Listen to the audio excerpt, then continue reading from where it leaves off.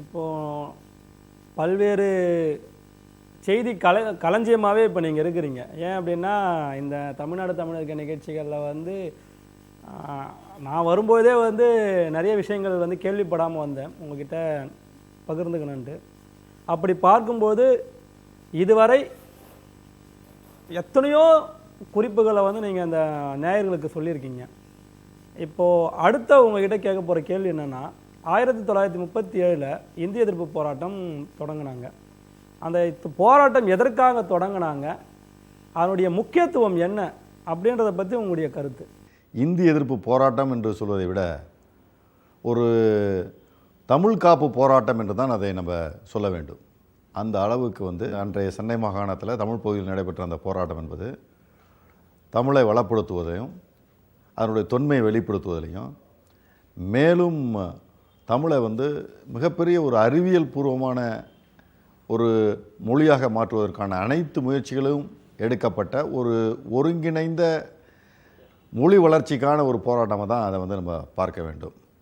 இன்னும் சொல்ல போனால் அந்த இந்தி எதிர்ப்பு போராட்டம் என்பது தமிழ் காப்பு போராட்டம் என்று சொல்வதற்கு அடிப்படை காரணமாக இருப்பதே, அன்றைக்கு இருந்த சென்னை மாகாணத்தில் தமிழர்களோடு தெலுங்கர்கள், மலையாளிகள், கன்னடர்கள்லாம் இருந்தாங்க. அன்றைக்கு இருந்த சென்னை மாகாணத்தில் இத்தனை பேர் இத்தகைய 4 பிரிவுகளை, பெரும் பிரிவுகளை சார்ந்த மொழி பிரிவுகளை சார்ந்தவர்கள் இருந்தாலும் கூட இந்தியை பொதுமொழியாக்க வேண்டும் என்ற ஒரு நிலைப்பாடு ஏற்பட்ட போது, அல்லது இந்தியை வந்து கட்டாயமாக்கப்பட வேண்டும் என்ற நிலைப்பாடு ஏற்பட்ட போது அதை எதிர்த்தவர்கள் தமிழர்கள் மட்டும்தான். கன்னடர்களோ, தெலுங்கர்களோ, மலையாளிகளோ அன்றைக்கு அந்த இந்தி பொதுமொழியாக்குவதையோ அல்லது கட்டாயமாக்கப்படுவதையோ அவர்கள் எதிர்க்கவில்லை. இன்னும் சொல்ல போனால் ஈவேரா உட்பட எந்த பிற மொழியாளர்களும் அதை வந்து அந்த போராட்டத்தில் கலந்து கொள்ளவில்லை.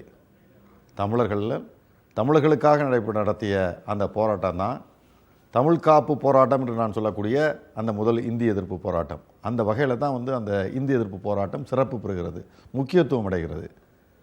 ஏனென்றால் பிற மொழியினர்களெல்லாம் இருக்கும்போது கூட, பிற மொழியினர்கள் பெரும்பான்மையாக இருந்தும் கூட, தமிழர்கள் தங்களுக்கு எதிராக மட்டுமே, தங்களுடைய மொழிக்கு எதிராக மட்டுமே நடைபெறக்கூடிய ஒரு நிலைப்பாடை இந்தி திணிப்பிலே, இந்தியை பொதுமொழியாக்குவதிலே, இந்தியை கட்டாயமாக்குவதிலே அன்றைக்கு எடுத்துக்கொண்டு போராடினார்கள். அந்த வகையில் தான் அது வந்து சிறப்பு பெறுகிறது, முக்கியத்துவம் வாய்ந்ததாக ஒன்றாக இருக்கிறது. அடுத்து அந்த இந்திய எதிர்ப்பு போராட்டம் நடைபெற்ற அந்த காலகட்டங்களில் அந்த போராட்டத்துக்கு தலைமை வகித்தவர் அப்படின்னு பார்க்கும்போது பெரியார் அவர்கள் தான் சொல்லிட்டு திராவிடர்கள் எல்லோருமே, அந்த கட்சியை சார்ந்தவர்கள் எல்லோருமே வந்து சொல்லிக்கிட்டு இருக்காங்க. ஆனால் நீங்கள் சொல்லும்பொழுது வந்து இல்லை அப்படின்றீங்க, அது எப்படி? திராவிட கட்சிகளை பொறுத்த வரைக்கும் தொடர்ந்து நீங்கள் பார்த்தீங்கன்னா ஒரே பொய் மீண்டும் மீண்டும் சொல்லுவது. அது வந்து இப்போ ஜெர்மனியில் இருந்த நாசி, அதாவது ஹிட்லரினுடைய அந்த அமைச்சராக இருந்த கோயபல்ஸினுடைய தத்துவம், ஒரு பொய்யை மீண்டும் மீண்டும் சொன்னால் அது உண்மையாகுங்கிற அந்த தத்துவத்தை வந்து கடைபிடித்த, தெளிவாக நீங்கள் இந்தியாவில் கடைபிடித்தது யார் என்று பார்த்தால் திராவிட இயக்கத்தையும் திராவிட கட்சிகளை சார்ந்தவர்கள் தான். அந்த வகையில் தான் மீண்டும் மீண்டும் சொல்கிறார்கள். அன்றைக்கு சென்னை மாகாணத்தில் நடைபெற்ற அந்த இந்திய எதிர்ப்பு போராட்டத்திற்கு தலைமை வகித்தவர் ஈவேரா என்று சொல்கிறார்கள். அது மட்டுமல்ல, தமிழ்நாடு தமிழருக்கே இந்திய எதிர்ப்பு போராட்டத்தினுடைய முத்தாய்ப்பாய் எழுந்த முழக்கமான தமிழ்நாடு தமிழருக்கே என்ற அந்த முழக்கத்தை கூட முதலில் எழுப்பியவர் ஈவேரா என்று ஒரு மீண்டும் மீண்டும் ஒரு இல்லாத ஒன்றை உண்மையாக்குவதற்கான முயற்சியில் அவர்கள் தொடர்ந்து ஈடுபட்டு ஓரளவு இன்றைக்கு அது ஏற்றுக்கொள்ளக்கூடிய ஒரு தன்மை அடைந்த ஒரு நிலைப்பாடை அடைந்துவிட்டது. ஆனால் நீங்கள் வரலாற்றை திருப்பி பார்த்தால் இந்திய எதிர்ப்பு போராட்டத்திற்கு மட்டுமல்ல, தமிழ்நாடு தமிழருக்கு என்ற முழக்கத்தை கூட வைக்காதவர் தான், முதலில் கூறாதவர் தான் ஈவேரா என்பது தெளிவாக தெரியும். எந்த அடிப்படையில் சொல்கிறேன் என்றால், இந்திய எதிர்ப்பு போராட்டம் என்பது 1937ஆம் ஆண்டோ 38ஆம் ஆண்டோ நடைபெற்றது கிடையாது. 1937 இந்தி கட்டாயமாக்கப்பட்டது. எனவே அது மிகப்பெரிய ஒரு போராட்டமாக அன்றைக்கு எழுந்தது. ஆனால் இந்திய எதிர்ப்பு சென்னை மாகாணத்தை பொறுத்தவரை, தமிழர்களை பொறுத்தவரை 1918ஆம் ஆண்டே துவங்கிவிட்டது. 1918ஆம் ஆண்டு அன்றைக்கு காங்கிரஸுடைய தலைவராக இருந்த காந்தி, அவர் இந்தியா முழுவதும் ஒரு பொதுமொழி ஒன்று இருந்தால்தான் இந்தியா விடுதலை பெறுவதற்கு ஏதுவாக அமையும். ஒரு பொதுமொழியை வைத்து மக்களை ஒற்றுமைப்படுத்தி அதன் மூலமாக விடுதலை பெறுவதை சாத்தியமாக்கலாம் என்ற ஒரு எண்ணத்தின் அடிப்படையில் இந்தியா முழுவதும் ஒரு பொதுமொழி தேவை என்ற ஒரு கருத்தை வலியுறுத்தி வந்தார். அப்படி அந்த கருத்தை வலியுறுத்தி வந்த போதே தமிழ்நாட்டில் இருக்கக்கூடிய தமிழர்களெல்லாம் எதிர்ப்பு தெரிவித்தார்கள். ஆங்கிலம் முன்பே எங்களை அடிமைப்படுத்தி எங்களுடைய மொழியை சிதைத்து கொண்டிருக்கிறது. மேலும் இன்னொரு அந்நிய மொழியை நீங்கள் திணித்தால் தமிழ் தன்னுடைய உண்மையான நிலைப்பாட்டிலிருந்து மாறுபட்டு சிதைந்து போகக்கூடிய வாய்ப்பு இருக்கிறது. அது தமிழர்களை தமிழ்நாட்டிலேயே அவர்களுடைய சொந்த நாட்டிலே இரண்டாம் தர குடிமக்களாக மாற்றக்கூடிய வாய்ப்பு இருக்கிறது என்ற அடிப்படையில் எதிர்ப்பு தெரிவித்தார்கள். இந்த சூழ்நிலையிலே தான் 1918 காந்தி ஒரு நிர்மாண திட்டம் என்ற ஒரு திட்டத்தை ஏற்படுத்தினார். அந்த நிர்மாண திட்டம் என்பது இந்தியாவில் காங்கிரஸ் அரசியல் இயக்கமாக சமுதாய இயக்கமாக மாற்றக்கூடிய ஒரு வாய்ப்பை ஏற்படுத்துவது. அந்த நிர்மாண திட்டத்திலே ஒரு கொள்கை தான் இந்தியை பரப்புவது. இந்தியை பரப்புவதற்கான பல்வேறு நடவடிக்கைகளை இந்த நிர்மாண திட்டத்தில் தங்களை ஈடுபடுத்திக் கொள்ளக்கூடியவர்கள் அல்லது காங்கிரஸ் தொடர்பவர்கள் செய்ய வேண்டும் என்ற ஒரு கட்டளையை அன்றைக்கு காந்தி பிறப்பித்தார். அப்படி காந்தி பிறப்பித்த ஒரு கட்டளை இந்தியை பரப்ப வேண்டும் என்பது. இந்தியை பரப்ப வேண்டும் நிர்மாண திட்டத்தில் சேர்த்தது மட்டுமல்ல, காந்தி என்ன செய்தார் என்றால், இந்தி இல்லாத இந்தியாவினுடைய பகுதிகளிலே கண்டிப்பாக உறுதியாக இந்தியை பரப்புவதற்கென்று நாம் அமைப்புகளை ஏற்படுத்த வேண்டும், இந்தியை பயிற்றுவிக்கக்கூடிய கற்றுத்தரக்கூடிய அமைப்புகளை ஏற்படுத்தப்பட வேண்டும் என்று 1918 ஆண்டு சென்னையிலே தட்சிண இந்தி பிரச்சார சபாவை துவக்கினார். இந்த தென் மாநிலங்கள் முழுவதும் இந்தி கிடையாது, எனவே இந்தியை பரப்புவதற்கு ஒரு கட்டமைப்பை ஏற்படுத்த வேண்டும் என்ற இடத்துல காந்தியால் ஏற்படுத்தப்பட்டது தான் இந்த தட்சிண இந்தி பிரச்சார சபா. இந்த இந்தி பிரச்சார சபா வருவதற்கு முன்பாக நிர்மாண திட்டத்தினாலே தன்னை இணைத்து கொண்டு செயல்படுத்தியவர் ஈவேரா. அன்றைக்கு அவர் காங்கிரஸில் சேர்ந்திருந்த நேரம், அவ்வளவுதான். அந்த சேர்ந்திருந்த நேரத்தில் தன்னை நிர்மாண திட்டத்தில் இணைத்து கொண்டு அவர் காந்தியினுடைய நிர்மாண திட்டங்கள் மூலமாக சமுதாய வேலைகளை செய்யலாம் என்று கருதி கொண்டு அவர் என்ன சொன்னாரோ அதை செய்வதற்காக பல நடவடிக்கைகளை எடுத்தார். நாம் கூட படித்திருக்கிறோம். கள்ளுக்கடை போராட்டங்கள், தென்னை மரத்தை வெட்டியதாக கூட படித்திருக்கிறோம். அந்த வகையில் தான் நிர்மாண திட்டத்தையும் முழு மனதோடு எடுத்துக்கொண்டு தமிழ்நாட்டில் குறிப்பாக அன்றைக்கு சென்னை மாகாணத்தில் இருந்த தமிழ் பகுதிகளை இந்தியை பரப்புவதற்காக ஈரோட்டிலே இந்தி கல்வி கூடத்தை, பயிற்றுவிப்பு கூடத்தை ஏற்படுத்தியவர் ஈவேரா. 1919 ஆண்டே ஈரோட்டில் இந்தி பயிற்றுவிப்பு கூடத்தை ஏற்படுத்தி அந்த இந்தி பயிற்றுவிப்பு கூடத்தில் படித்தவர்கள் தான் பின்னால் பண்டிதர்களாகி அவர் விதை போல இருந்து செடியாகி 1937 வாக்குகளிலே அதில் அந்த ஈரோட்டில் படித்தவர்கள் தான் அன்றைக்கு பண்டிதர்களாக, இந்தி பண்டிதர்களாக தமிழ்நாடு எங்கும் வந்ததாக திருவிகா தன்னுடைய நூலிலே சொல்லியிருக்கிறார். அப்படி இந்தியை தமிழ்நாட்டிலே பரப்புவதற்கு அன்றைக்கு இருந்த சென்னை மாகாணத்திலே பரப்புவதற்கு விதை விதைத்தவர் ஈவேரா.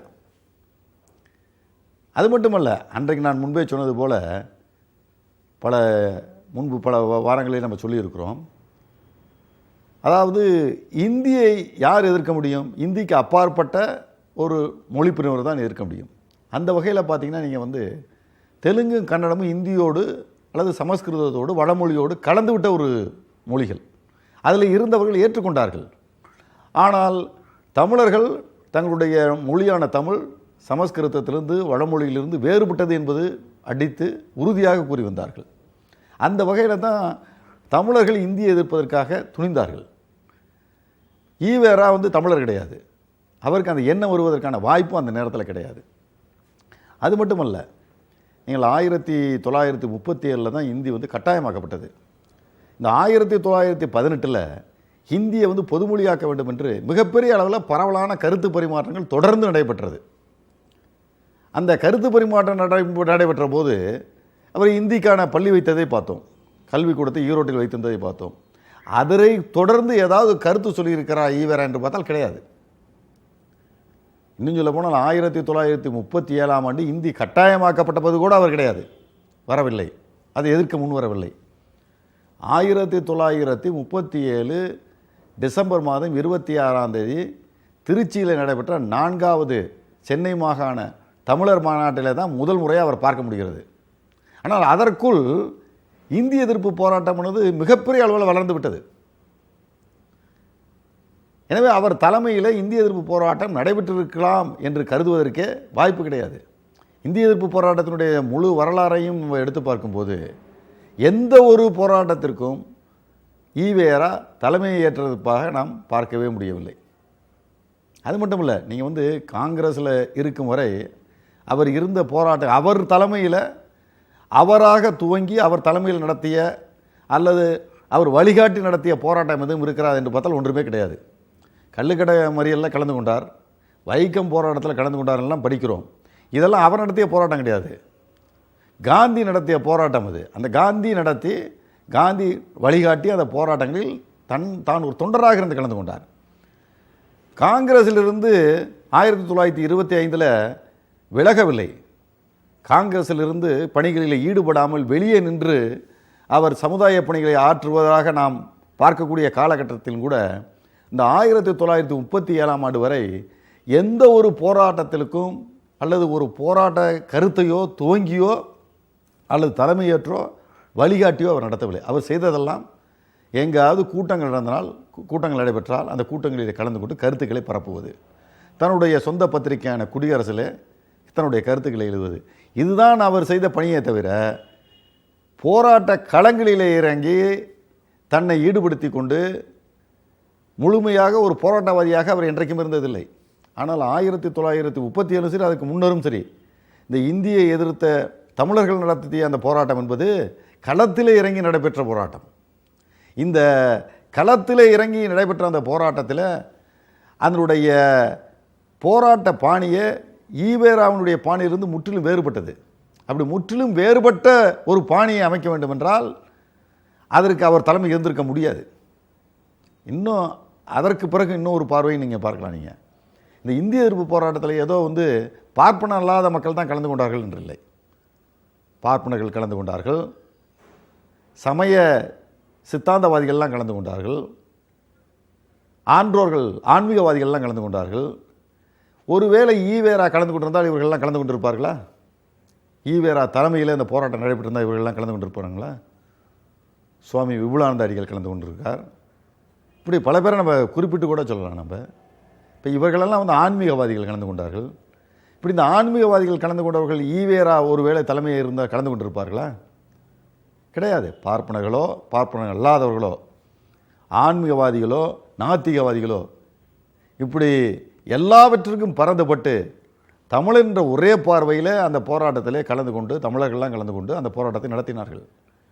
எனவே அந்த போராட்டத்திற்கு ஈவேரா ஒருபோதும் தலைமையேற்றிருக்க முடியாத சூழ்நிலைகள் தான் இருக்கிறது. ஆனால் தெரிந்தோ தெரியாமலோ மீண்டும் மீண்டும் அதே கருத்தை திராவிட இயக்க கருத்துக்களை சொல்லக்கூடியவர்கள் ஏதோ இந்திய எதிர்ப்பு போராட்டம் ஈவேரா தலைமையில் ஈவேரா இந்திய கட்டாயமாக்கப்படும் கொதித்தெழுந்து அவர் செய்ததாக ஒரு கருத்தை பரப்பி வருகிறார்கள். அது தவறான கருத்து. தமிழர்களுடைய மொழியான தமிழை பாதுகாப்பதற்காக நடைபெற்ற போராட்டம் தான் இந்திய எதிர்ப்பு போராட்டம். அதில் ஈவேரா தலைமை வகிக்கவில்லை. அதனுடைய பின்பகுதியிலே அவர் ஒரு தொண்டராகத்தான் அதில் கலந்து கொண்டார். 1937 இந்திய எதிர்ப்பு போராட்டம் நடைபெற்றதாக வந்து அதுக்கு அன்றைக்கி தான் ஒரு அடித்தளம் போட்டாங்க. ஆனால் நீங்கள் சொல்கிற பதிலை வச்சு பார்க்கும்போது 18கள்லேயே வந்து இந்திய எதிர்ப்பு போராட்டம் தொடங்கியதாக சொல்கிறீங்க. அது எந்த வகையில் சாத்தியம்? 1937ஆம் ஆண்டு ஜூலை திங்கள் 14ஆம் தேதி தான் வந்து அது வந்து கட்டாயமாக்கப்பட்டது. முதல் 2, 3ஆம் பாரங்கள் அப்போது இருந்த கல்வி முறையில் இருந்த அந்த முதல் 2, 3வது பாரங்களில் அது கட்டாயமாக்கப்பட்டது. ஆனால் இந்திய வந்து ஒரு பொதுமொழியாக்க வேண்டும் என்ற ஒரு கருத்து என்பது வந்து 1918 காந்தி அவர்கள் கொண்டு வந்தார். நிர்மாண திட்டத்தின் அடிப்படையில் கொண்டு வந்தார். அதற்கு முன்பே இந்தியா முழுவதும் ஒரு பொது மொழி தேவைங்கிற ஒரு கருத்து வந்து பரவியது. 1906ஆம் ஆண்டே நீங்கள் பார்த்தீங்கன்னா அன்றைக்கு மெயில் பத்திரிகையில் அதை பற்றிய கருத்துக்கள் எழுதும்போது அவர்கள் ஒரு கருத்தை சொன்னார்கள். அதாவது வந்து எப்படி வந்து ஆங்கிலம் வந்து தமிழர்களுக்கு அந்நிய மொழியோ அதே போல் இந்தியும் கூட தமிழர்களை பொறுத்தவரை ஒரு அந்நிய மொழி தான் 1906ஆம் ஆண்டே சொன்னார்கள். அப்போ பல்வேறு கருத்துக்கள் வந்து அன்றைக்கு முன்வைக்கப்பட்டது. அதாவது இன்றைக்கு உலகம் சென்று கொண்டிருக்கக்கூடிய அந்த வேகத்தில் அறிவியல் வளர்ந்திருக்கக்கூடிய இந்த சூழ்நிலைகளில் அதற்கு ஏற்ற ஒரு மொழியாக தமிழ் இருக்குமா, தமிழில் அந்த அளவு அறிவியல் கருத்துக்களை கொண்டு வர முடியுமா? நாம் உணரக்கூடிய நினைக்கக்கூடிய எல்லா அறிவியல் பூர்வமான சிந்தனையும் சொல்ல முடியுமாங்கிற கருத்துக்கள்லாம் அன்றைக்கு எழுந்தது. இன்னும் சொல்லப்போனால் சில பேர் சொன்னாங்க, தமிழுங்கிறது வந்து சமஸ்கிருதத்தினுடைய சொற்களை எல்லாம் கடன் வாங்கியிருக்கிறது, சமஸ்கிருத சொற்கள் அதனுடைய வார்த்தைகள்லாம் பயன்பட்டு இருக்கிறதே என்ற கருத்து கூட சொன்னாங்க. அப்படி சொன்னபோது தமிழர்கள் எல்லாம் வந்து அன்றைக்கு வந்து விழித்தெழுந்தார்கள். இது நான் சொல்கிறது 1906ஆம் ஆண்டிலேருந்து துவங்கிவிட்டது. தமிழ் தானாகவே தன்னிச்சையாகவே இந்த உலகத்தினுடைய எல்லா தேவைகளுக்கும் ஈடு கொடுத்து ஏற்ப வளர்ந்திருக்கக்கூடிய ஒரு வளமையான ஒரு மொழிங்கிற கருத்தை அன்றைக்கு தமிழர்கள்லாம் எடுத்து வைத்தாங்க. இந்த சமஸ்கிருத கருத்துக்கள் சொற்கள் அதனுடைய எழுத்துக்கள்லாம் இதில் வந்து அங்கங்கே பரவி கிடக்கிறத வந்து நீக்கப்பட வேண்டும், பிற மொழி சொற்களை நீக்கப்பட வேண்டும் என்பதற்காக 1916ஆம் ஆண்டே மறைமலை அடிகள் வந்து தனித்தமிழ் இயக்கத்தை துவங்கினார். அது வந்து எல்லாருக்கும் தெரிந்தது. தனித்தமிழ் இயக்கத்தை துவங்கிய பிறகு மிக வேகமாக அது நடைபெற்று அது வளர்ந்தது. இப்படி காந்தி வந்து இதை வந்து ஒரு அரசியல் பார்வையோடு இதை கொண்டு வரும்போது இன்னும் அதிகமான அளவில் வந்து இந்த கருத்து பரிமாற்றம் நடைபெற துவங்கியது. அதாவது ஒரு பொதுமொழி தேவையா இல்லையா என்ற ஒரு கருத்து பரிமாற்றம் என்பது 1937 கட்டாயமாக்கப்பட்டது. ஆனால் நீங்கள் அதற்கு முன்பே பார்த்தீங்கன்னா தமிழ்நாட்டில் இருந்த மாவட்ட நகராண்மை பள்ளிகள் எல்லாம் இந்தி பாடமாக படிக்க துவங்கி விட்டார்கள். அன்றைக்கு இருந்த காங்கிரஸ்காரர்கள் எந்தெந்த மாவட்டத்திலெல்லாம் அவர்கள் வந்து ஆட்சிக்கு வந்தார்களோ அந்த மாவட்ட அந்த மன்றங்கள் மூலமாக நடத்தப்பட்ட அந்த பள்ளிகளிலெல்லாம் இந்தியை வந்து அன்றைக்கு அவர்கள் திணித்து விட்டார்கள். கட்டாயமாக படிக்க வேண்டும் என்ற நிலை ஏற்பட்டது 1937 ஜூலை மாதம் 14ஆம் தேதி அன்றைக்கு இருந்த காங்கிரஸ் ஆட்சியிட்ட அந்த ஆணை மூலமாக வந்தது. ஆனால் அதற்கு முன்பே 20 ஆண்டுகளுக்கு முன்பே காந்தியினுடைய நிர்மாண திட்டத்தை ஏற்றுக்கொண்டு அன்றைக்கு பல காங்கிரஸ்காரர்கள் எங்கெங்கெல்லாம் முடியுமோ அங்கெல்லாம் இந்தியை வந்து பள்ளிக்கூடங்களில் வைத்தார்கள். தமிழ்நாட்டில் இருக்கக்கூடிய பல்வேறு மாவட்ட நிர்வாகம் நடத்திய இந்த பள்ளிகளில் ஹிந்தி என்பது ஒரு பாடமாக வைக்கப்பட்டது. இன்னும் சொல்ல போனால் நீதி கட்சி ஆட்சியே பல மாவட்ட பள்ளிகளுக்கு நிதியை அரசாங்க நிதியை வந்து படிப்பதற்கு அளித்திருக்கிறார்கள். இதெல்லாம் ஒரு பக்கம். அதனால் இந்திங்கிறது திணிக்கப்பட்டது, கட்டாயமாக திணிக்கப்பட்டது தான் இப்போ. ஆனால் முடிந்த அளவு தமிழர்களை மூளைச்சலவை செய்து அவர்கள் மீது திணிக்க வைக்கப்பட்ட முயற்சியை 1906ஆம் ஆண்டே துவங்கிவிட்டது. ஒரு வேளை நீங்கள் இதை மாற்றி யோசித்து சிந்தித்து பார்க்க வேண்டும். ஒரு வேளை 1918 காந்தி நிர்மாண திட்டங்கிற பெயரில் இந்தியை வந்து பொதுமொழியாக ஏற்க வேண்டும் என்பது சொன்னபோது அதை அன்றைக்கு தமிழர்கள் ஏற்றுக்கொண்டு கருத்துக்களை தெரிவித்திருந்தால் 1937 அதை கட்டாயமாக்க வேண்டிய ஒரு நிர்பந்தம் ஏற்பட்டிருக்காது. தமிழர்கள் வந்து எதிர்த்த காரணத்தினால தான் அது வந்து கட்டாயமாக்கப்பட வேண்டிய ஒரு சூழ்நிலை அரசுக்கு ஏற்பட்டது.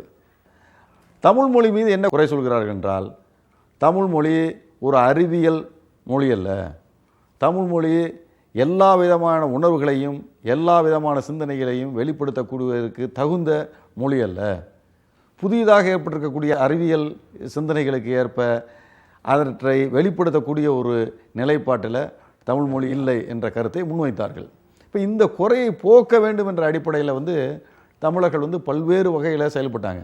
சைவ சித்தாந்த அந்த சமாஜங்கள் என்ற அந்த அமைப்புகள்லாம் மிகப்பெரிய அளவில் வந்து வெளிநாட்டில் இருக்கக்கூடிய பல்வேறு அறிவியல் நூல்களையெல்லாம் வந்து மொழிபெயர்த்து அவர்கள் வெளியிட்டு வந்தார்கள். குறைந்த விலையில் அவற்றை வந்து தமிழ்நாடு முழுவதும் அவர்கள் வெளியிட்டு வந்தார்கள். இது ஒரு பக்கம் இருக்க, சைவ சித்தாந்த சமய செய்த ஒரு பணி போக தமிழர்களெல்லாம் தமிழ் ஆர்வலர்கள் மாநாடு, தமிழ் அன்பர்கள் மாநாடு என்ற இந்த மாநாடுகளெல்லாம் நடத்தி தமிழனுடைய அந்த இலக்கிய இலக்கணத்துக்கு அப்பாற்பட்டு அது அறிவியல் பூர்வமான மொழியாக்குவதற்கான என்னென்ன முயற்சிகளை மேற்கொள்வது அப்படிங்கிற ஒரு முயற்சியும் ஏற்பட்டாங்க. அந்த ஒரு வகையில் பார்க்கும்போது தான் சென்னை மாகாண தமிழர் மாநாடு என்ற மாநாடுகளை அவர்கள் உருவாக்கினார்கள். 1936 துவங்கி 34 துவங்கி முதல் சென்னை மாகாண தமிழர் மாநாடு நடைபெற்றது. அதேபோல் 35 நடைபெற்றது, 36 நடைபெற்றது, 37 நடைபெற்றது. இது எல்லாம் வந்து என்னென்னா, ஒரு பக்கம் இந்தியை எதிர்ப்பதற்காக ஏற்படுத்தப்பட்டது, இன்னொரு புறம் தமிழை செம்மைப்படுத்துவதற்காக ஏற்படுத்தப்பட்டது. ஏன் அந்த சூழ்நிலை இருந்தது என்றால் 1920 அன்றைக்கு இருந்த சென்னை பல்கலைக்கழகத்தில் தமிழ் ஒரு பாடமாக வைக்கப்படவில்லை. காரணம் வந்து அன்றைக்கு சென்னை பல்கலைக்கழகம் சொன்னது தமிழ் செம்மொழி அல்ல, தமிழ் செம்மொழி இல்லாத காரணத்தினால அதை வந்து நாங்கள் பாடத்திட்டத்தில் சேர்க்க முடியாது என்று சொன்னார்கள். அன்றைக்கு இருந்த சென்னை மாகாணத்தில் தமிழ் பகுதியில் இருந்த சென்னை பல்கலைக்கழகத்தில் தமிழ் ஒரு பாட திட்டமாக இல்லாமல் ஒரு சூழ்நிலை இருந்தது. எனவே தமிழர்கள்லாம் கொதித்தெழுந்தார்கள். ஒரு பக்கம் இந்திய எதிர்ப்பு, ஒரு பக்கம் தமிழை செம்மைப்படுத்துவது, வளப்படுத்துவது, இப்படி பல்வேறு வகையான நிலைப்பாடுகளை எடுத்து தமிழர்கள் தொடர்ந்து தங்களுடைய எண்ணமான அந்நிய மொழியான இந்தியை எதிர்க்கக்கூடிய அத்துணை முயற்சிகளையும் ஈடுபட்டார்கள். இது ஏதோ 1937 உடனடியாக வந்ததுன்னு நம்ம கருத முடியாது. நீங்கள் 1937 ஜூலை 14 தான் வந்து இந்தி வந்து கட்டாயமாக்கப்பட்டது.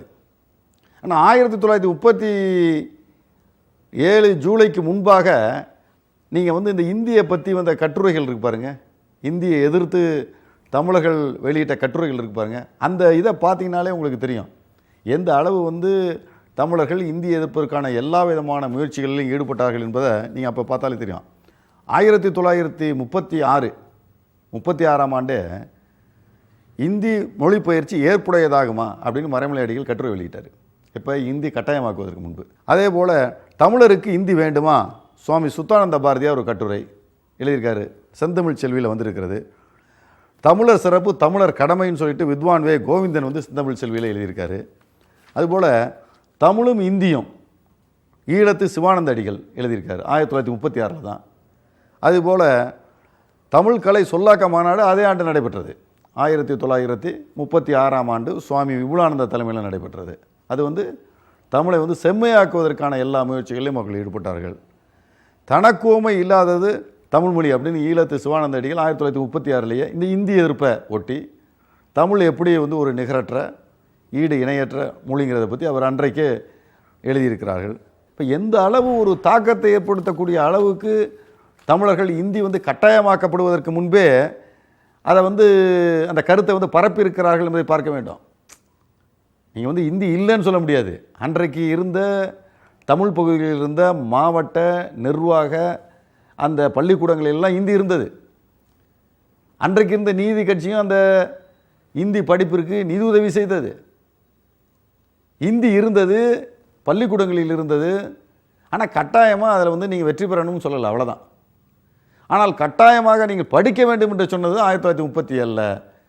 ஆனால் மறைமுகமாக திணிக்கப்பட்டது அதற்கு முன்பே நடைபெற்று விட்டது. இப்படி நீங்கள் சொல்லிக்கொண்டே போகலாம். இப்படி அவ்வளவு வந்து ஒரு இந்தி ஆதிக்கத்தை, இந்தி திணிப்பை எதிர்த்து மிகப்பெரிய அளவில் வந்து அன்றைக்கு தமிழர்கள் கொதித்தெழுந்து அவர்கள் செய்தார்கள். இந்த காலகட்டத்திலலாம் நீங்கள் பார்க்கும்போது தமிழ்நாட்டில் நடைபெற்ற எந்த ஒரு கூட்டமாக இருந்தாலும் சரி, அந்த எல்லா கூட்டங்களிலும் அது சைவ சித்தாந்த சமய கூட்டமாக இருந்தாலும் சரி, கம்பர் கழகமாக இருந்தாலும் சரி, தமிழர் கழகமாக இருந்தாலும் சரி, இப்படி எதாக இருந்தாலும் நீங்கள் எடுத்துக்கொண்டு பார்த்தால் இந்தி கட்டாயமாக்கப்படுவதற்கு முன்பே இந்தியை எதிர்த்து ஒரு தீர்மானத்தை நிறைவேற்றுவது, இந்தியைக்கும் தமிழுக்கும் இருக்க வேறுபாடை காட்பது, தாய்மொழியாக தமிழை எப்படி நாம் போற்ற வேண்டும் என்று சொல்வது, இப்படி எல்லா தமிழர்களும் இந்தி எதிர்ப்பு ஒரு பக்கம், தமிழ் காப்பு மறுபக்கம் என்று இரண்டையும் ஒரு நாணயத்தின் இரு பக்கங்கள் போல வைத்துக்கொண்டு அவர்கள் செயல்பட்ட அந்த விதம் இருக்குது பாருங்கள். அதுதான் 1937 இந்தி கட்டாயமாக்கப்பட்ட போது மிகப்பெரிய அளவில் தமிழ்நாட்டில் வந்து ஒரு விழிப்புணர்ச்சியை ஏற்படுத்தி மக்களை வந்து கொதித்தெழ செய்தது. நீங்கள் இந்த காலகட்டத்தில் பார்த்தீங்கன்னா, இப்போ இவங்கெல்லாம் சொல்கிறாங்க, திராவிட இயக்கத்தினர் சொல்கிறார்களே, ஈவேரா தான் வந்து இந்திய போராட்டத்திற்கு வந்து தலைமை வகித்தார், இந்திய கட்டாயமாக்க போது அவர் தான் கொதித்தெழுந்தார் சொல்கிறாங்களே, அவருடைய நடவடிக்கைகள், அவருடைய செயல்பாடுகள் இந்த காலகட்டத்தில் என்னென்னு எடுத்து பார்த்தீங்கன்னா ஒன்றுமே கிடையாது. செங்கல்பட்டில் சுயமரியாதை மாநாடு நடைபெற்றது. இன்றைக்கி கூட திராவிட இயக்கத்தை சார்ந்தவர்கள்லாம் அதை பற்றி பெருமையாக பேசுவாங்க. அந்த மாநாட்டில் ஒரு தீர்மானம் இருக்கிறதா இந்தியை எதிர்த்து என்று பார்த்தால் கிடையாது. 1918 துவங்கி 1937 இந்தி கட்டாயமாக்கப்படும் வரை தமிழ்நாட்டில் தமிழர்களால் நடத்தப்பட்ட அத்துணை கூட்டங்களிலும் இந்தியை எதிர்த்து அங்கே ஒரு தீர்மானம் இருந்தது.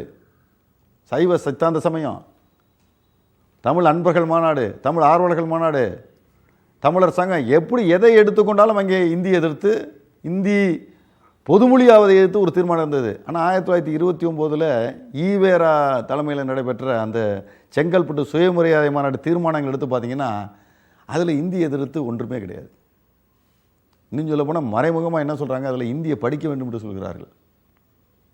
என்ன சொல்கிறார்கள்னா, ஒரு தீர்மானத்தில் தாய்மொழியும் படிக்கணும், அரசாங்கம் சொல்லுகிற அந்த ஆட்சி மொழியும் நீங்கள் படிக்க வேண்டும் சொல்கிறாங்க.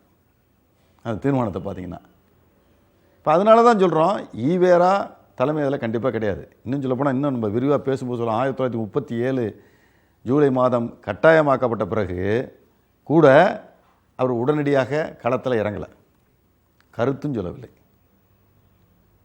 ஆனால் 1937 இந்தி கட்டாயமாக்கப்பட்ட போது உடனடியாக களத்தில் இறங்கியவர்கள் யார்? நீங்கள் அந்த இந்தி போராட்ட காலத்தை பார்த்தீங்கன்னா 1937 டிசம்பர் மாதம் 26ஆம் தேதி திருச்சியில் நடைபெற்ற 4வது சென்னை மாகாண தமிழர் மாநாட்டில், அது நாவலர் சோமசுந்தர பாரதியார் தலைமையில் நடைபெற்றதில், அதெல்லாம் முதல் முறையாக அவரை பார்க்குறோம், அந்த மாநாட்டில் கலந்து கொண்டார் என்று இருக்கிறது. அதற்கு முன்பு, அதாவது கிட்டத்தட்ட ஜூலை மாதம் இந்தி கட்டாயமாக்கப்பட்டது, டிசம்பர் மாதத்தில் தான் முதல் முறையாக ஈவேராங்கிற பெயரையே நம்ம பார்க்குறோம் இந்தி போராட்ட காலத்தில். அது ஒரு 6 மாத காலம் அவர் அதில் வந்து மிகப்பெரிய அளவில் அந்த களத்தில் இறங்கி போராட்டக்கூடியவராக இல்லை. அவர் எப்படி வந்து நீங்கள் வந்து தலைமைன்னு அவரை ஏற்றுக்கொள்ள முடியும்? அதுதான் நான் சொன்னேன். இந்தி எதிர்ப்பு என்பது 2 பிரிவாக பார்க்கணும். 1937 ஜூலை மாதம் 14ஆம் தேதி ஏற்படுத்தப்பட்ட அந்த கட்டாயம் இருக்குது பாருங்கள், அந்த கட்டாய நிலை, அதற்கு பின்பும் முன்பும் இருக்கக்கூடிய இரு நிலைகளை நம்ம ஆராய்ந்து பார்த்து, யார் தலைமையில் நடைபெற்றது, யாரெல்லாம் இருந்தாங்க, எதற்காக இந்த இந்தி போராட்டம் நடந்தது, அது இந்தி போராட்டமா அல்லது தமிழ் காப்பு போராட்டமா அல்லது தமிழர்களுடைய உரிமைகளை அடையாளங்களை காண்பதற்கான போராட்டமா என்பதெல்லாம் பார்க்கும்போது வெட்ட வெளிச்சமாக தெரிவது இந்தி எதிர்ப்பு போராட்டம் என்கிற போர்வையில் நடைபெற்ற அந்த தமிழ் காப்பு போராட்டம் என்பது 1918ஆம் ஆண்டே துவங்கிவிட்டது. 1937ஆம் ஆண்டு ஜூலை 14ஆம் தேதி அது களத்தில் இறங்கி நடைபெற்ற போராட்டமாக மாறியது என்பதை தான் நம்ம சொல்ல வேண்டும். இப்போது நம்ம இந்திய எதிர்ப்பு போராட்டத்தை பற்றி நீங்கள் நிறைய விஷயங்கள் சொன்னீங்க.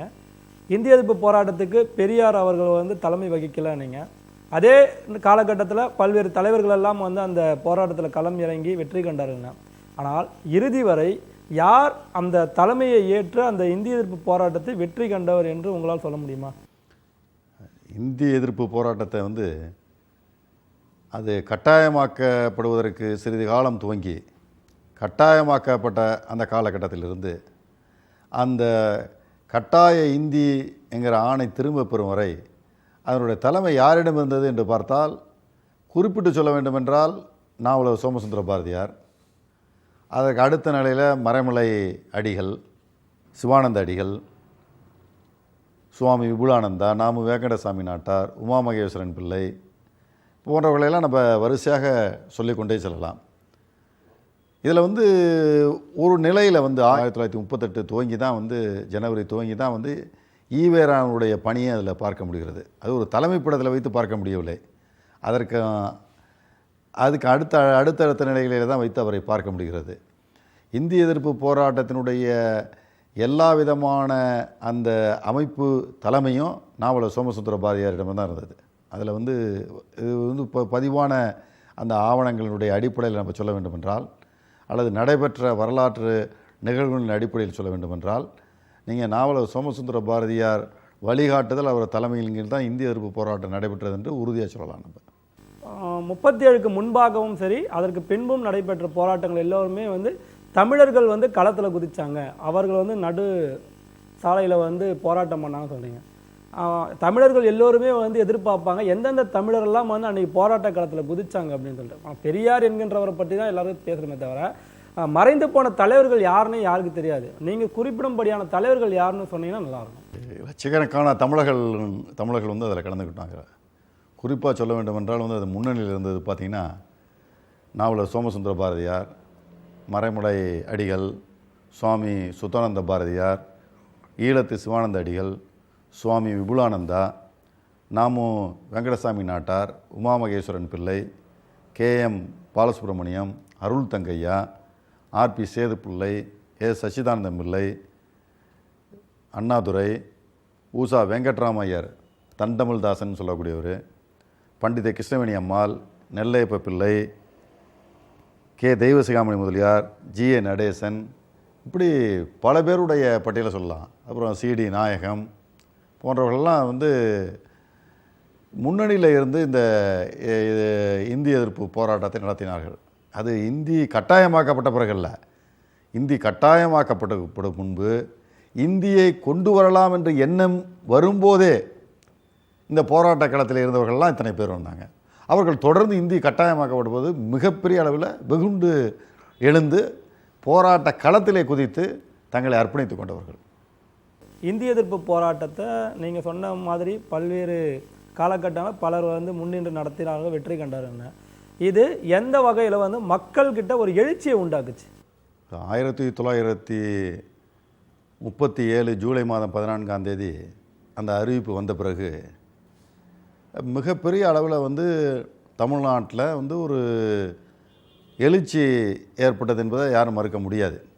இது வந்து ஏதோ வந்து அரசாங்கம் அறிவித்தவுடன் மக்களாகவே அவர்களாகவே வந்து இந்த எழுச்சி நிலைக்கு அவர்கள் விழிப்புணர்ந்து வந்து விட்டார்கள் என்று சொல்ல முடியாது. அந்த விழிப்புணர்ச்சியை ஏற்படுத்தியது அதற்கு முன்பு 20 ஆண்டு காலமாக தமிழர்கள் இந்திக்கு எதிராக நடைபெற்றிய அந்த போராட்டம் தான் இந்த மிகப்பெரிய அளவில் கட்டாயம் என்று அறிவித்தவுடன் ஒரு மிகப்பெரிய ஒரு எழுச்சியை தமிழகத்திலே தோற்றுவிட்டது என்பதை நாம் மறுக்க முடியாது. நீங்கள் குறிப்பாக பார்க்க என்றால் 1937 ஜூலை மாதம் தான் கட்டாயம் என்று அறிவித்தார்கள். ஆனால் அதற்கு ஏறக்குறைய ஓராண்டுகளுக்கு முன்பிருந்தே நாங்கள் ஆட்சிக்கு வந்தால் இந்தியை கட்டாயமாக நாங்கள் பள்ளிகளில் கொண்டு வருவோம் என்று காங்கிரஸ் சொல்ல ஆரம்பித்து விட்டது. அப்படி சொல்ல ஆரம்பித்ததனுடைய விளைவாகத்தான் நான் கூட உங்கள்கிட்ட இதற்கு முன்பு சுட்டி காட்டியபடி ஆர்பி சேதுப்பிள்ளை அவர்கள் வந்து ஒரு கூட்டத்தில் கம்பர் கழகம் கூட்டத்தில் பேசும்போது, உங்களிடம் வாக்கு கேட்டு வருபவர்களிடம் நீங்கள் ஒன்றை கேளுங்கள், எங்கள் மீது ஏதாவது ஒரு அந்நிய மொழியை நீங்கள் திணிப்பீர்களா? எங்களுடைய தாய் தமிழ் மொழியை கற்பிப்பதற்கான எல்லா விதமான நடவடிக்கைகளையும் நீங்கள் மேற்கொள்வீர்களா? இப்படி கேட்டு அவர்களுடைய வாக்குறுதி பெற்று அவர்கள் வேறு அந்நிய மொழியை திணிக்க மாட்டோம் என்று சொன்னால் மட்டுமே அவர்களுக்கு வாக்களியுங்கள், நாங்கள் வாக்களிப்போம் என்று கூறுங்கள் என்ற ஒரு நிலைப்பாட்டை எடுத்ததெல்லாம் நான் உங்களிடம் எடுத்து சொன்னேன். அப்பொழுதே துவங்கிவிட்டு இந்தி கட்டாயமாக்கப்படும் என்ற நிலையை அன்றைக்கு ஏற்படுத்திவிட்டது. அன்றே இருந்த சூழ்நிலை நீங்கள் பார்த்தீங்கன்னா, அரசியல் கட்சிகள் என்றால் இந்திய தேசிய காங்கிரஸ் மட்டும்தான் இருந்தது. வேறு நீதி கட்சி என்பது ஒரு தெலுங்கர்களுடைய கட்சியாக இருந்ததனால் தமிழ் பகுதிகளில் செல்வாக்கற்ற நிலையில் தான் இருந்தது. அது போட்டியிட்டாலும் கூட போட்டியிடும் போதே தோல்வி உறும் என்பது எல்லாருக்கும் தெரிந்த ஒன்று. எப்படி நீதி கட்சி வெற்றி பெற்ற காலங்களில் காங்கிரஸ் இல்லாத காரணத்தால் நீதி கட்சி பெருவாரியாக வெற்றி பெற்றதோ, அதுபோல் 1936 நடைபெற்ற அந்த தேர்தலில், சென்னை மாகாணத்தில் நடைபெற்ற தேர்தலில் இந்திய தேசிய காங்கிரஸுக்கு மாற்றாக எந்த ஒரு மிகப்பெரிய வலிமையான கட்சியும் இல்லாத காரணத்தினால அன்றைக்கு காங்கிரஸ் வெற்றி பெறுவது உறுதியாகிவிட்டது. எனவே காங்கிரஸ் வெற்றி பெற்று ஆட்சிக்கு வந்தால் இந்தி கட்டாயமாக கொண்டு வரப்படுமோ என்ற ஒரு அச்சமும் மக்களிடையே எழுந்துவிட்ட காரணத்தினால தான் அதை பற்றிய ஒரு கருத்து வந்து என்பது 1936 நவம்பர் துவங்கி மிக கடுமையான அளவில் தமிழர்கள் வந்து கட்டாயமாக்கப்படுவதை எதிர்த்து மக்களிடையே மிகப்பெரிய அளவில் ஒரு விழிப்புணர்ச்சியை துவங்கிவிட்டார்கள். அதற்கு முதல் துவக்கமாக தான் மறைமலை அடிகள் எழுதின இந்தி தேவையா அப்படிங்கிற அந்த கட்டுரை வந்து 1936 இந்தி மொழி பயிற்சி ஏற்புடையதாகுமோ அப்படின்னு ஒரு கட்டுரை செந்தமிழ் செல்வியில் மிகப்பெரிய ஒரு விரிவான கட்டுரை அவர் நம்ம வெளியிட்டதை நம்ம வந்து பார்த்தோம். அதே மாதிரி பார்த்திங்கன்னா 1/3/37 ஈழத்து சிவானந்த அடிகள் என்ன பண்ணார், அவர் வந்து ஒரு கடிதத்தை வந்து காந்தியடிகளுக்கு எழுதினார். ஒரு பகிரங்க வெளிப்படையான கடிதத்தை எழுதினார். நீங்கள் வந்து ஒரு பொதுமொழியாக இருக்க வேண்டும், பொதுமொழி வந்தால் விடுதலை பெறுவதற்கு ஏற்புடையதாக இருக்கும், மற்றபடி பரிவர்த்தனைகள் செய்து கொள்வதற்கு கூட ஏற்புடையதாக இருக்கும், மக்களிடையே ஒரு இணக்கம் ஏற்படுத்துவதற்காக ஒரு பொதுமொழி இருந்தால் நன்றாக இருக்க வேண்டும் என்ற அடிப்படையில் நீங்கள் சொல்லுகிறீர்கள். அதை கட்டாயமாக்க வேண்டும் என்ற எண்ணம் உங்களிடம் கிடையாது. ஆனால் நீங்கள் சொல்லதை வேத வாக்காக நினைத்து கொண்டு இங்கே இருக்கக்கூடிய சில பேர் அதை கட்டாயமாக கொண்டு வருவோம் என்று சொல்லி கொண்டிருக்கிறார்கள். இப்படி இவர்கள் சொல்வது உங்களுடைய எண்ணத்திற்கு மாறுபட்ட ஒன்று. இது உங்களுடைய எண்ணத்தையும் பாழ்படுத்தக்கூடிய ஒரு சூழ்நிலையை நோக்கி சென்று கொண்டிருக்கிறது. எனவே நீங்கள் அவர்களுக்கு நீங்கள் உங்களுடைய ஆலோசனைகளை கூறி, கருத்துக்களை கூறி, இதை கட்டாயமாக்குவேன் என்று சொல்லாதீர்கள் என்று நீங்கள் அவர்களிடம் எடுத்துச் சொல்ல வேண்டும் என்று ஒரு பகிரங்க கடிதத்தை 1/3/1937 ஈழத்து சிவானந்த அடிகள் காந்தியடிகளுக்கு எழுதினார். இப்படி ஒரு கருத்தை ஏற்படுத்தினார்கள். மிகப்பெரிய அளவில் தமிழ் அறிஞர்கள் வந்து கட்டாய இந்திக்கு எதிராக ஒரு மிகப்பெரிய கருத்தை அவர்கள் தொடர்ந்து ஏற்படுத்தினார்கள். அப்படி தொடர்ந்து ஏற்படுத்திய போது 10/4/1937 பார்த்தீங்கன்னா இந்திய எதிர்த்துல செந்தமிழ் மாநாடு அப்படின்னு ஒன்றை வந்து ஈழத்து சிவானந்த அடிகளும் வித்வான் பொன்னம்பலனாரும் அறிவித்தாங்க. கரூரில் நடைபெறும் என்பதை அறிவித்து இந்தி கட்டாயமாக்கப்படுவதை எதிர்த்து இந்த மாநாடு நடைபெறும் என்பதையும் அதற்கு தமிழர்கள் எல்லாம் பெருவாரியாக கலந்து கொள்ள வேண்டும் என்பதையும் அவர்கள் அன்றைக்கு அறிவித்தார்கள். அதே மாதிரி நீங்கள் பார்த்தீங்கன்னா அந்த அறிவிப்பு வந்த உடனேயே மிகப்பெரிய அளவில் அந்த மக்களிடமிருந்த அந்த கொந்தளிப்பை தமிழ் அறிஞர்களெல்லாம் வெளிப்படுத்தினாங்க. குறிப்பாக சொல்ல வேண்டுமென்றால் சோமசுந்தர பாரதியார், நாமு வெங்கடசாமி நாட்டார், தண்டமிழ் தாசன் ஊசா வெங்கட்ராமையர், அதே மாதிரி பண்டித எஸ் கிருஷ்ணவேணி அம்மாள், தேவநேய பாவாணர், இவர்களெல்லாம் உடனடியாக மக்களுடைய கருத்துக்களை பிரதிபலிக்கும் விதமாக பல்வேறு வகையில் கட்டுரைகள், அப்புறம் கூட்டங்களில் பேசுவது போன்ற நிகழ்ச்சிகள்லாம் அவர்கள் வந்து ஏற்படுத்தி வந்தார்கள். இந்த கட்டாயமாக்கப்படுகின்ற அறிவிப்பு வந்த உடனேயே நாவலர் சோமசுந்தர பாரதியார் தமிழ்நாடு முழுவதும் தன்னுடைய சுற்றுப்பயணத்தை மிக அதிக அளவில் செய்து வந்தார். எங்கெங்கு கூட்டங்கள் நடைபெறுகிறதோ எல்லா கூட்டத்திலையும் இந்தி கட்டாயமாக்கப்படுவதை எதிர்த்து ஒரு விரிவான விளக்கமான உரை அவர்கள் ஆற்றினார்கள். எந்த அளவுக்கு இவையெல்லாம் வந்து மக்களிடத்திலே மிகப்பெரிய ஒரு எழுச்சி ஏற்படுத்தியது என்பதை சொல்ல வேண்டுமென்றால் 3 நிகழ்வுகளை நான் குறிப்பிட வேண்டும். ஒன்று, அன்றைக்கு சென்னை மாநகரத்தில் 16/10/1937 சென்னை மாநகரத்தில் ஒரு பள்ளிக்கூட நிகழ்ச்சியில் அன்றைய தினம் முதலமைச்சராக இருந்த ராஜாஜி கலந்து கொள்கிறார். அப்பொழுது ராஜாஜி கலந்து கொள்ளும்போது இந்தியை ஆதரித்து அந்த கூட்டத்தில் அவர் வந்து கருத்துக்களை தெரிவிக்கிறார். அப்படி தெரிவிக்கும் போது அங்கே கலந்து கொண்டிருக்கக்கூடிய அந்த நிகழ்ச்சியில் கலந்து கொண்டிருக்கக்கூடிய ஒரு மாணவன் அன்றைக்கு இருந்த முதலமைச்சராக இருக்கக்கூடிய அந்த ராஜாஜியை பார்த்து கேட்ட கேள்விகள் தான் எந்த அளவு தமிழர்கள் மிகப்பெரிய அளவு விழிப்புணர்ச்சி அடைந்தவர்களாக அன்றைக்கு இருந்தார்கள். மக்களிடமிருந்த கொந்தளிப்பை நாம் பார்க்க முடியும். அன்றைக்கு வந்து தினமணியில் அதை வெளியிட்டிருந்தார்கள். அந்த கேள்வியும் பதிலையும் வந்து அவர்கள் வெளியிட்டிருந்தார்கள். தினமணி இந்தியை ஆதரிக்கக்கூடிய ஒரு பத்திரிகை அன்றைக்கு இருந்தது. அப்படி இருந்த பத்திரிகை கூட இந்த நிகழ்ச்சியை ஏதோ காரணத்தினால அப்படியே முழுமையாக அவர்கள் வெளியிட்டிருக்கிறார்கள். இது வந்து 16/10/1937 தினமணியில் வெளிவந்திருக்கிறது. மாம்பலம் கிருஷ்ண பண்லே ஹிந்தி பயிற்சி பள்ளிக்கூடத்தின் அஸ்திவார கல்லை நாடுவதற்கு தான் அந்த அன்றைக்கு முதலமைச்சருங்கிற பிரதம மந்திரின்னு சொல்லுவாங்க, ராஜகோபாலாச்சாரி. அவர் பேசும்போது இந்தியை ஆதரித்து அவர் பேசுகிறாரு. அவர் பேசிய பிறகு அந்த நடந்த நிகழ்வுகளை அங்கே வந்து கலந்து கொண்டிருக்கவங்களுடைய அந்த மாணவன் கேட்டதை வந்து அப்படியே வெளியிட்டிருக்காங்க. நான் அதை படிக்க விரும்புகிறேன். தமிழ் படித்தவர்கள் ஒரு குறிப்பிட்ட பிரதேசத்தை தான் ஊழியம் செய்ய முடியும்.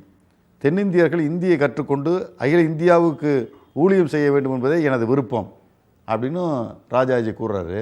அந்த கூட்டத்தில் ஒரு சின்ன பையன் அதில் அப்படி எழுதியிருக்காங்க தினமணியில், இந்தியை ஏன் கட்டாயமாக்க வேண்டும் பிரதம மந்திரி? உன்னை போலுள்ளவர்கள் இளைஞர்களாக வந்த பின் எந்த பாஷையையும் கற்பதில்லை. அதனால்தான் நடுத்தர பாடசாலைகளிலே இந்தியை கட்டாய பாடமாக்க வேண்டிய அவசியம் ஏற்பட்டிருக்கிறது. அதே பையன், இந்நாட்டில் ஒவ்வொரு பெற்றோரிடமிருந்து நீங்கள் ஓட்டு எடுக்க வேண்டும். பிரதம மந்திரி, பெற்றோரிடமிருந்து ஓட்டுகள் பெற்றதால் தான் நான் பதவியில் இருக்கிறேன் அப்படின்னு சொல்கிறாரு. அதற்கு அந்த பையன் இதோடு விடவில்லை. தேர்தல் விஞ்ஞானபத்தில் பிரச்சாரத்தில் ஹிந்தியை பற்றி யாதொரு குறிப்பும் இல்லை என்றும், இந்தியாவில் உள்ள எல்லா பாஷைகளையும் கற்பது முடியாத காரியம் என்றும், இந்தியாவில் உள்ள எல்லா பாஷைகளையும் கற்பது முடியாத காரியம் என்பதும் சொன்னான். வேலையில்லா திண்டாட்டத்தை அகற்றவும் மதுவிலக்கு திட்டத்தை அமுலுக்கு கொண்டு வர வேண்டும் என்பதற்காகத்தான் ஜனங்கள் காங்கிரஸுக்கு ஓட்டு கொடுத்ததாக கூறி ஹிந்தி வந்தால் தமிழை மறந்து விடும்படி செய்யும் என்றான். ஒரு அன்றைக்கு இருந்த முதலமைச்சராக இருக்கக்கூடிய, அதான் பிரதம மந்திரியாக இருக்கக்கூடிய தலைமை அமைச்சர் அவரிடமே கேள்வி கேட்கக்கூடிய அளவுக்கு ஒரு மாணவன், ஒரு பள்ளிக்கூட மாணவன் கேள்வி கேட்கக்கூடிய அளவுக்கு இந்தியை எதிர்த்து மிகப்பெரிய அளவு ஒரு கருத்துரை செய்திருந்தால் மட்டுமே அத்தகைய விழிப்புணர்ச்சி அடைந்த ஒரு எழுச்சியை நாம் பார்த்திருக்க முடியும். அந்த எழுச்சியை நாம் இங்கே காண முடிகிறது.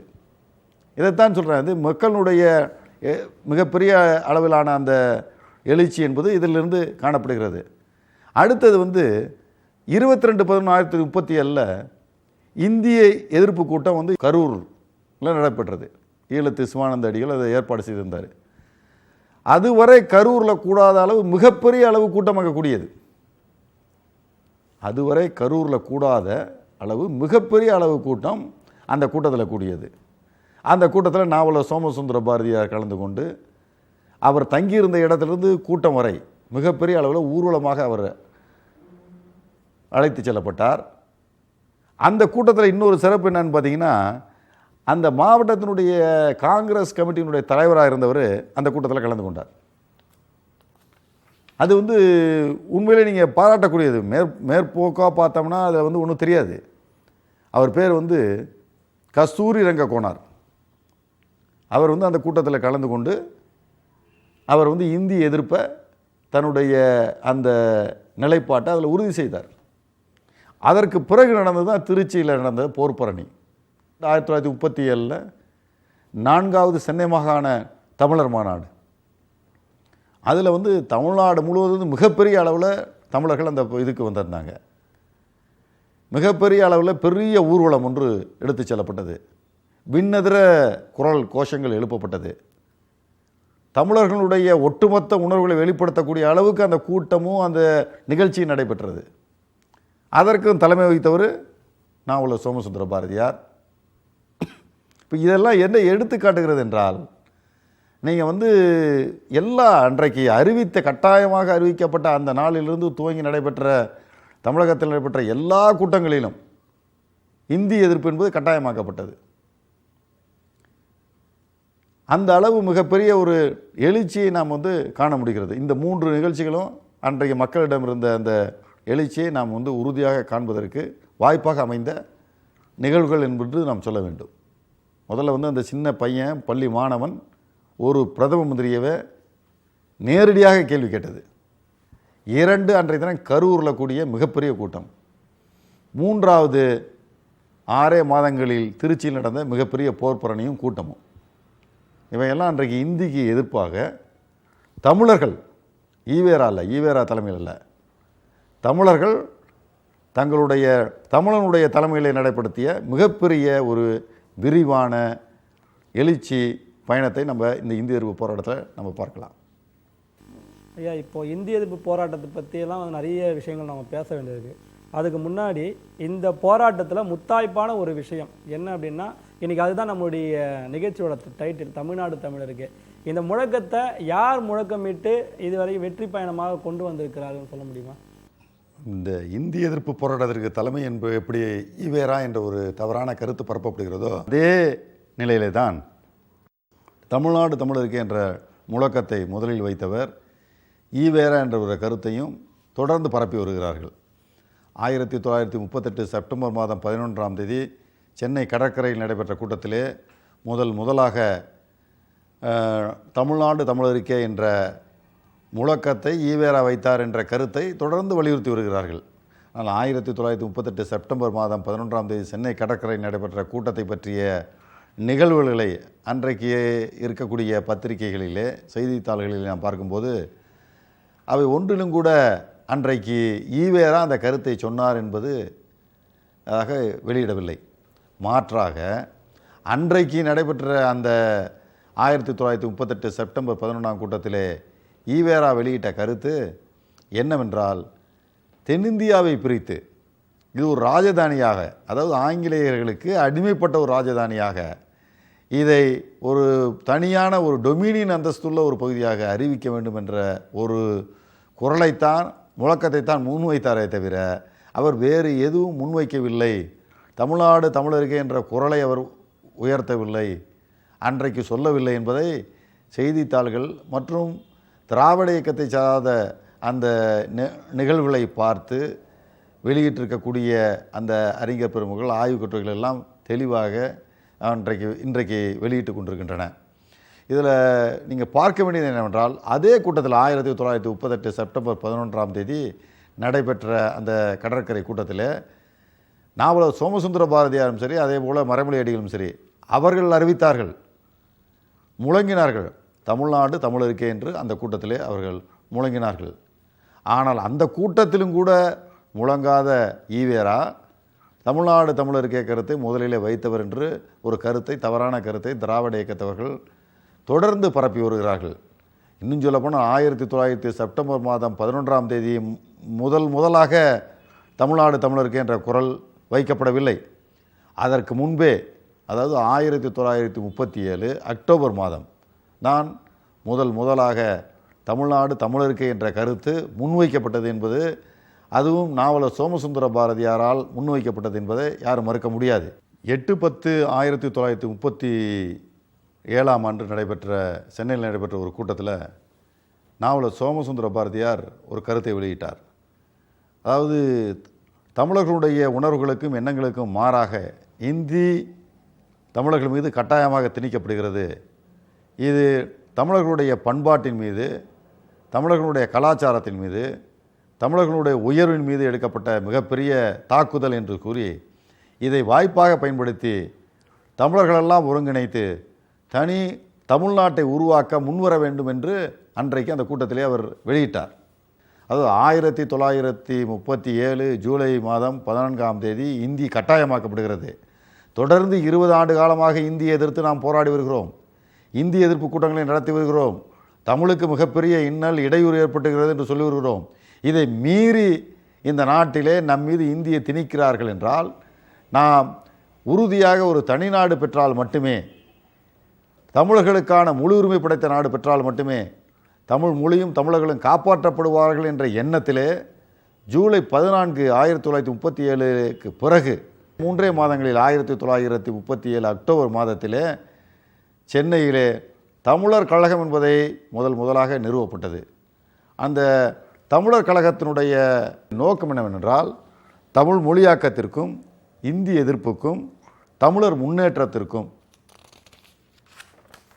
தமிழ்நாட்டை தனி மாகாணமாக பிரிக்க செய்ய வேண்டும் என்பதை அடிப்படையாக கொண்டு தமிழர் கழகம் என்பதை அன்றைக்கு நாவலர் சோமசுந்தர பாரதியார் அன்றைக்கு துவக்கினார்.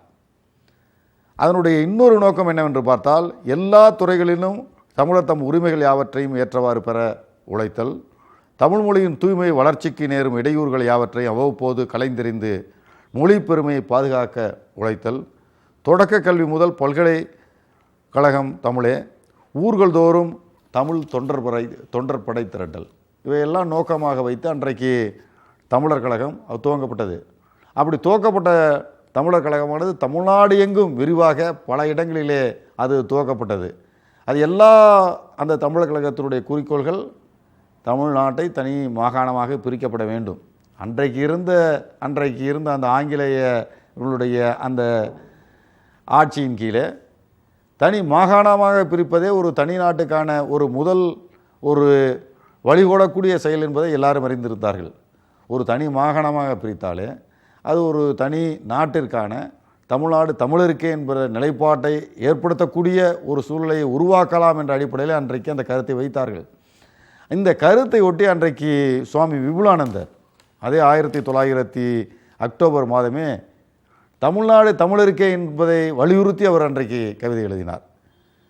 அந்த கவிதை செந்தமிழ் செல்வியிலே வெளிவந்திருக்கிறது.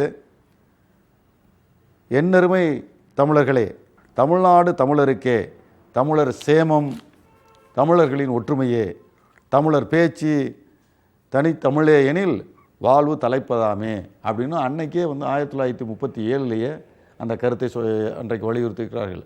தமிழ்நாடு தமிழருக்கே என்பதை, இது மட்டுமல்ல, அண்ணாதுரை கலந்து கொண்ட ஒரு திருநெல்வேலி கூட்டத்திலும் கூட தனி மாகாண பிரிப்பு, தமிழர்களுக்கென தனி மாகாணம் பிரிக்கப்பட வேண்டும் என்ற கருத்தை முன்வைத்து அன்றைக்கு ஒரு கருத்து எழுப்பப்பட்டது. அதுபோல் 31/10/1937 திருச்சியில் நடைபெற்ற சென்னை மாகாண தமிழர் மாநாட்டிலும் கூட இந்த கருத்து வலியுறுத்தப்பட்டது. அதே போல் 20/11/1937 கரூரிலே நடைபெற்ற இந்திய எதிர்ப்பு போராட்டத்தில் அந்த ஊர்வலத்திலும் இறுதியாக நிறைவேற்றப்பட்ட அந்த தீர்மானம் அந்த முழக்கம் இருக்கிற இந்த ஊர்வலத்தில் எழுப்பப்பட்ட முழக்கம் அது முக்கியமானது. தமிழ் வாழ்க, இந்தி ஒழிக, தமிழர் ஆட்சி நிலவுக அப்படி என்று சொல்லிவிட்டு அதில் ஏற்பட்ட தீர்மானத்தை நிறைவேற்றப்பட்ட தீர்மானம் தமிழ்நாட்டை தனி மாகாணமாக பிரித்து தமிழர்களின் உரிமைகளை தமிழருக்கே விட்டுவிடும்படி இக்கூட்டம் கேட்டுக்கொள்கிறது. அது கரூரில் நடைபெற்ற அந்த கூட்டத்தில் தீர்மானமாக நிறைவேற்றப்பட்டது. அதே போல் நீங்கள் பார்த்தீங்கன்னா 1937 டிசம்பர் 26 திருச்சி நடைபெற்ற சென்னை மாகாணம் தமிழர் மாநாட்டிலையும் இந்த தனி மாகாணமாக பிரிக்கப்பட வேண்டும் என்ற அந்த ஒரு நிலைப்பாடு எடுக்கப்பட்டு தீர்மானம் நிறைவேற்றப்பட்டது. அது தனி மாகாணம் என்பது மருவி இன்னும் பல இடங்களிலே தமிழ்நாடு தமிழருக்கு என்பதையும் வலியுறுத்திய கருத்துக்கள் எல்லாம் தொடர்ந்து சொல்லப்பட்டது. அதற்கு பின்னர் 1938 பிப்ரவரி மாதம் துவங்கி நடைபெற்ற அந்த தொண்டர்படை, திருச்சியிலிருந்து புறப்பட்ட அந்த தொண்டர்படையினுடைய அணிவகுப்பில், சென்னை நோக்கி வந்த அந்த தொண்டர்படை அணிவகுப்பில் தமிழ்நாட்டில் நடைபெற்ற பல்வேறு ஊர்வலங்களிலே கூட்டங்களிலெல்லாம் தமிழ்நாடு தமிழருக்கு என்ற குரல் ஓங்கி ஒலிக்க தொடங்கிவிட்டது. எனவே அந்த வகையிலே பார்க்கும்போது தமிழ்நாடு தமிழருக்கு என்ற கருத்தை முதலில் ஒழித்தவர்கள் நாவலர் சோமசுந்தர பாரதி, புதுவை சுதானந்த பாரதியார் போன்றவர்களெல்லாம் அன்றைக்கு வைத்த கருத்து தான் அது. ஆனால் தவறுதலாக அல்ல வேண்டுமென்றே திட்டமிட்டு ஈவேரா சொல்லாததை சொன்னதாக திராவிட இயக்கத்தினர் தொடர்ந்து பரப்பி வருகிறார்கள். அது ஒரு தவறான கருத்து. தமிழ்நாடு தமிழருக்கு என்பது இந்திய எதிர்ப்பு போராட்டத்தினுடைய முத்தாய்ப்பாய் எழுந்த போராட்டம் மட்டுமல்ல, அன்றைக்கு தெலுங்கர்கள் தனி மாகாணம் கேட்டு அன்றைக்கு மிகப்பெரிய அளவிலே போராட்டம் நடத்தி வந்தார்கள். அன்றைக்கு அந்த மாகாணம் பிரிக்கப்படக்கூடிய அந்த சூழ்நிலையிலே சென்னை மாகாணத்தில் இருக்கக்கூடிய பெரும்பாலான தமிழ் பகுதிகளையும் அந்த தெலுங்கு மாகாணத்தோடு இணைக்க வேண்டும் என்ற போராட்டத்தையும் அவர்கள் நடத்தினார்கள். அந்த மிகப்பெரிய அந்த போராட்டத்தில் ஆதரவாக எல்லா தெலுங்குகளும் ஒருங்கிணைந்து ஒற்றுமையோடு செயல்பட்டார்கள். அதற்கு எதிர்ப்பாக தமிழ்நாட்டிலே எழுந்த குரலாகவும் இதை நாம் பார்க்க வேண்டும். இது ஏதோ இந்திய எதிர்ப்பு போராட்டம் மட்டுமல்ல, தமிழ்நாடு தமிழருக்கே என்று சொல்லுவது என்பது தமிழர் பகுதிகளை பாதுகாப்பதற்காக எடுத்துக்கொண்ட ஒரு போராட்டமாகத்தான் நாம் பார்க்க வேண்டும், அணுக வேண்டும். இதனுடைய இது தமிழ்நாடு தமிழருக்கு என்ற கருத்தை முன்வைத்தவர் நாவலர் சோமசுந்தர பாரதியார், அதை வலியுறுத்தியவர் மறைமலை அடிகள். ஆனால் என்றைக்குமே சொல்லாமல் இருந்தவர் ஈவேரா.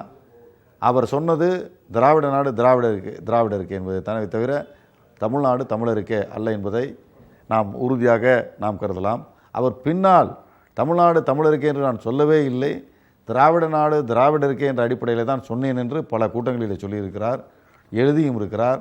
இந்த அடிப்படையெல்லாம் வைத்து பார்க்கும்போது தமிழ்நாடு தமிழருக்கே என்ற அந்த முழக்கத்தை முன்வைத்தவர்கள் நாவலர் சோமசுந்தர பாரதியார், மறைமலை அடிகளா என்பதை நாம் ஆணித்தரமாக உறுதியாக கூறலாம். தொடர்ந்து இன்னும் பேச வேண்டியிருக்கு. நன்றி, வணக்கம். தொடர்ந்து பேசுவோம். நன்றி, வணக்கம்.